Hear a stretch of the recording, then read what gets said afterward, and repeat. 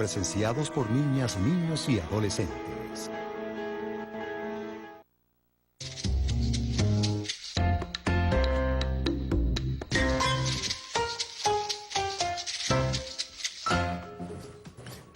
¿Qué tal, amigas y amigos? Bienvenidos a un nuevo programa de Bosa con Valdés, donde estaremos hablando de economía de forma sencilla, diáfana y transparente.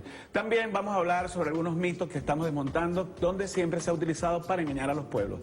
Juan Carlos. Gracias, Tony, y gracias a ustedes por dejarnos entrar una vez más en sus hogares. Y recuerden que para sus sugerencias, propuestas o comentarios tienen las cuentas sociales, las cuentas de nuestras redes sociales. @BTV Canal 8, @Tony Bosa, @JCBG Valiente y @Bosa con Valdés. Tony. Hoy vamos a estar hablando sobre el efecto que tienen los medios de comunicación en la economía, en la política, en el poder en general. Siempre ha habido una especie de imbrincación entre medios de comunicación y poder. Incluso se ha llamado el cuarto poder, haciendo referencia a los tres poderes que heredamos de la Revolución Francesa: el poder ejecutivo, el poder judicial y el poder legislativo. Y ahora el cuarto poder, es decir, un poder real que tiene incidencia en los medios de comunicación, en la vida, en la política, pero también en la economía. De hecho, existen antecedentes, como lo hemos discutido en este programa, el caso, por ejemplo, del Tamiflu, que fue generado a través de una campaña mundial con la Organización Mundial de la Salud de por medio, donde el gran negocio se hizo producto de que el secretario de Estado norteamericano, Donald Rumsfeld, era uno de los grandes socios de esta cadena de fármacos, y así hay casos históricos. Está también el caso, por ejemplo, de la película El Ciudadano Kane de Orson Welles, donde se refleja el poder mediático. Este señor, la historia de William Randolph Hearst, tenía 28 periódicos, cómo influyó en la economía, en la política, incluso llegó a ser representante de la Cámara de Representantes de los Estados Unidos, Juan Carlos. Ha habido muchísimos estudios, y ya existen muchos estudios que refieren cómo la influencia de los medios participa o de alguna manera influye sustancialmente en la economía. Hay libros que hemos mencionado también en este programa, como el de los premios Nobel de Literatura de Economía, Akerlof y Schiller, el libro Animal Spirit. Ya antes de eso había hablado el mismo Keynes, había hablado sobre esta expresión, Animal Spirit, que significa el espíritu animal. O sea, y eso lo que quiere decir que nosotros los seres humanos somos también sujetos de expectativas, y no es cierto que en la economía las decisiones se tomen de manera racional. Eso no es cierto. De modo que, ¿cómo influyen los medios de comunicación? Porque son el canal para llevar mensajes a tu consciente o a tu inconsciente, fundamentalmente a tu inconsciente. Decía el ministro de propaganda de Hitler, Joseph Goebbels, que la propaganda no está hecha para que la gente piense, sino para que la gente sienta. Y ese mensaje va dirigido fundamentalmente a tu inconsciente. O sea, son mensajes que se alojan en tu inconsciente. Bueno, Tony, veamos lo que se escucha. Lo que se escuche.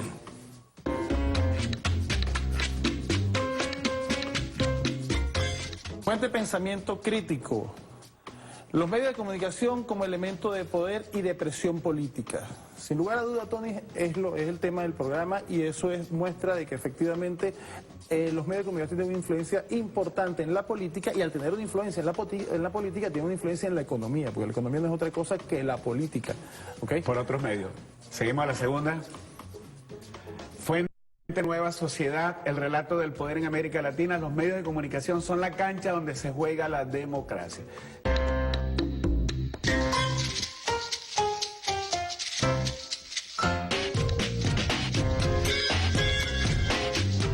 ¿Considera que los medios de comunicación influyen en el comportamiento de la gente? De algunas personas sí considero que unos escuchan una parte, los que están de acuerdo con un comentario, y el otro que está de acuerdo con el otro comentario, y ahí es donde viene esta desunión que tenemos entre venezolanos.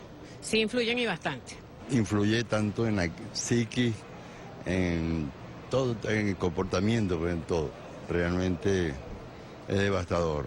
Absolutamente, es más, creo que están diseñados para eso. Pueden inducir una idea, crear una imagen, y de tanto que se repite una mentira a través del medio, se convierte en verdad. No, yo considero que no pueden afectar el comportamiento de nadie, porque los medios de comunicación social es para informar. Verán en el momento indicado, y uno verá si mentalmente lo afecta o no lo afecta. Eso es correcto, hermano. Mentalmente sí, le afecta a la mente, lo pone como furioso, airoso, lo que hacen es inyectarle odio al pueblo.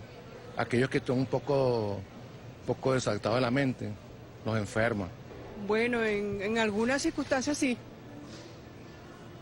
Sí pueden afectarlo. Positivo o negativamente. Bueno, en cierto modo se ha venido dando un sistema que los medios de comunicación tienen años propiciando algunos odios y algunas diferencias entre venezolanos. Pienso que debería haber un poco más de veracidad y más de autenticidad. Sí, evidentemente, tienen que afectar porque ellos transmiten prácticamente una idea y debemos entender que los medios de comunicación social aquí en Venezuela y en todos los países venden, es decir, la noticia es para vender y eso evidentemente afecta la conducta de los individuos. ¿Usted considera que los medios de comunicación social pueden influir en la economía? No tanto como en la economía, pero en la mala información y que el venezolano nos pongamos mal, también, en eso sí, pero en la economía eso ya le corresponde a las entes gubernamentales. Lo vemos hoy en día. La gente se burla de que no existe una guerra económica y la vivimos a diario. El presidente Maduro aumenta el salario mínimo para que los que menos tienen dinero puedan acceder a los productos y cada día se les hace más difícil, pero los medios le hacen ver al país lo contrario. No, sí, más bien los medios de comunicación social lo que hacen es orientar al ciudadano que no conoce nada de economía qué es lo que está pasando en el país. Evidentemente, cualquier situación cualquier pote de humo, cualquier situación que ellos traten de enviar, ¿verdad?, a la ciudadanía, eso afecta directamente que no conoce nada de economía, qué es lo que está pasando en el país. Evidentemente, cualquier situación cualquier pote de humo, cualquier situación que ellos traten de enviar, ¿verdad?, a la ciudadanía, eso afecta directamente al ciudadano, ¿no? O sea, constantemente que ellos puedan decir que hay desabastecimiento, el ciudadano, ¿verdad?, de alguna manera se va a adentrar y va a pensar que sí hay desabastecimiento. Eso, los medios de comunicación representan un arma poderosa para el comportamiento del ser humano. En muchos aspectos sí. En la forma como ellos transmiten, que le echan la culpa al gobierno. El Dollar Today es un ejemplo. Eso fue una referencia que fue dado públicamente por las redes sociales y también lo sumaron algunos medios para...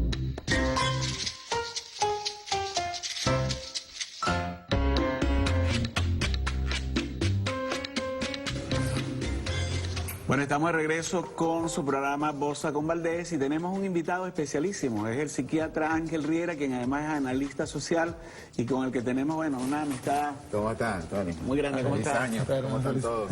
Mira, bueno, primero darte las gracias, Ángel, que hayas venido al programa.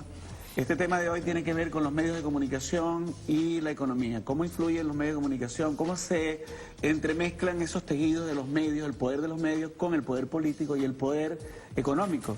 Nosotros hemos analizado casos como, por ejemplo, el histórico de la película de Orson Welles, de William Randolph Hearst, que llegó a tener 28 periódicos, que llegó prácticamente a desacreditar personas, que llegó a ser hasta representante de la Cámara de representantes en los Estados Unidos, todo producto del poder mediático. En Venezuela hay Cadena, un libro que siempre recomendamos, que hizo, por cierto, nuestra amiga, la abogada María Alejandra Díaz, que es el libro blanco de RCTV, donde se describe todos los procesos de violación que venían haciendo, toda esa mezcla de poder mediático y poder económico. Hoy en día, por supuesto, los medios influyen en lo que pasa en la economía y en lo que pasa en la vida. Tú como psiquiatra, ¿cómo has percibido eso en la sociedad? ¿Qué feedback has tenido tú con la gente? Nos interesa mucho ese punto de vista. Bueno, para empezar, nosotros tenemos que hablar de los antecedentes, ¿ok? Y aquí te voy a citar un autor que habla mucho sobre la influencia de la televisión, no solamente en lo que es la parte social, antropológica y psicológica, sino también en la parte económica. Claro. Fíjate que una vez hicieron quebrar un banco en Nueva York, donde agentes propagadores decían que el Banco Central de Nueva York iba para la quiebra. Por lo tanto, vamos a sacar el dinero que está allá adentro. Y todo el mundo en cola fue en pánico a sacar el dinero. Claro, fíjate que ese banco estaba muy bien, pero propagaron eso y sin medios de comunicación, estamos hablando estrictamente de los rumores. De rumores. Y entonces llevaron al banco a la quiebra. a la quiebra completa. Y eso condujo a que hoy en Nueva York es un delito, vas preso si emites un rumor sobre la banca. Así es, eso es lo que ellos llaman efecto disuasorio. Ellos no le quitan la libertad de expresión, pero es efecto disuasorio se llama eso. Y hay un autor de apellido Cas que habla sobre eso, por eso lo estaba citando. Giovanni Sartori es otro autor, como hablando de los antecedentes, él dice que, él refiere en su tesis de que en la aparición de la televisión, tú sabes que la televisión simplemente ve y lo ve cualquier público, no sabemos quién es quién, quién es el público que lo ve. Entonces, ha aumentado, según ha correlacionado eso y la violencia, o sea, en forma geométrica, pues igual. O sea que en cuanto ha aumentado la televisión, ha aumentado la violencia. Claro, coincide, pues no que se dice que es, pero coincide mucho con el aumento de la violencia, incluso. Bueno, seguimos aquí en su programa Bosa con Valdés, con nuestro invitado especial de hoy, Ángel Riera, psiquiatra. Ángel, queda una pregunta al aire.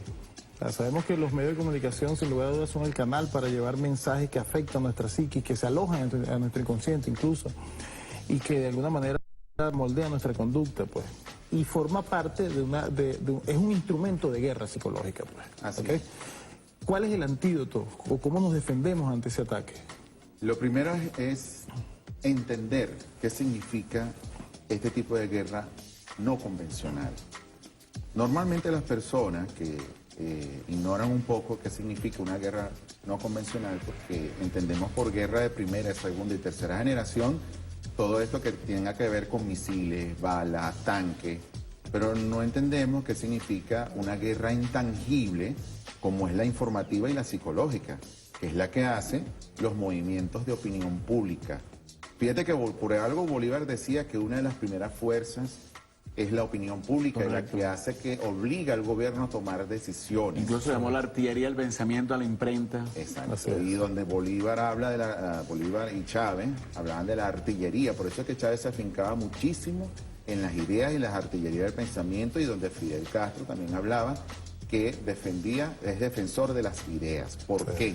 Porque las ideas es parte de lo que es la resistencia o ese escudo contra esa guerra cruel, porque yo lo veo muy cruel, que se metan con nuestros hijos, que se metan con nuestra familia, con la comida de nuestra familia, con los corazones de piedra de esos empresarios, por su dinero, por como dicen en el argot venezolano, por el cochino de dinero, como dicen. Entonces, ¿qué pasa? Entender la guerra no convencional significa estudiarla, significa entender de que, primero, cuando uno lee una información que produce una emoción, ¿verdad?, que no te deja pensar, uno tiene que pensar, mira, ¿de dónde es la fuente? ¿Quién lo dice? ¿Cómo lo dice? Como dice Harry Laswell, ¿quién dice esa información? Si es fiable o no es fiable, porque a veces las personas han tenido esa costumbre de repetir como un loro lo que dicen. Incluso por WhatsApp. Por cadenas. ¿Qué es lo que multiplican las cadenas? Unas cadenas que no saben ni siquiera dónde son las fuentes. Socializan, hasta los mismos compatriotas socializan por eso mismo, pero no porque ellos estén haciendo el juego a la derecha, sino por el miedo, porque fíjate, ¿qué esquema psicológico estimula este tipo de guerra de información o guerra psicológica? O la guerra no convencional. Puede ser de cuarta, de quinta, de sexta, porque ha evolucionado. Yo te voy a explicar por qué. ¿Por qué ha evolucionado la guerra de generación? El miedo, ¿no? Aparte de eso, de los esquemas psicológicos, tenemos la parte que Venezuela es muy particular, que es la parte de los chistes. Claro. Freud hablaba que los chistes son manifestaciones del inconsciente, y algo que tenemos los venezolanos para hacer bullying, porque venezolanos somos, los españoles dicen que nosotros somos campeones haciendo bullying. Eso lo puede ver en este programa, con los camarógrafos. Exacto, el poco de bullying que hacemos por la burla, y entonces vemos los memes, ¿verdad? Que el instrumento son los memes, los hashtags, para hacerlo de...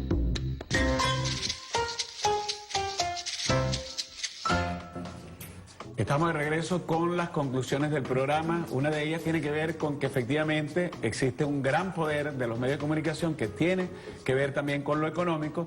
No es menudo lo que sucede cuando, por ejemplo, una campaña surge de los centros del poder mundial, como ya hemos dicho en varias oportunidades, en el caso de los fármacos, que logran imponer una matriz, primero de terror, haciendo ver que el planeta se va a acabar porque hay una gripe como la gripe aviar que va a acabar con medio mundo. Resulta que al final murieron más personas en muerte por vía de la gripe normal que la de la gripe aviar, por citar solo un ejemplo, el caso histórico que ya hemos hablado de William Randolph Hearst, que llegó a tener 28 periódicos en Estados Unidos, una especie de monopolio primario apenas empezando el siglo XX. Ya vemos cómo las cadenas incluso de radio, de televisión y de medios impresos en Venezuela durante la historia de la Cuarta República lograban imponer candidatos a la alcaldía, candidatos a la gobernación, candidatos al Senado, llegaron a tener senadores, diputados, llegaron a presidir comisiones en la Cámara de Diputados y la de senadores cuando antes era el Congreso bicameral. Es decir, cómo se lograban articular los poderes públicos con los medios y el poder económico, Juan Carlos.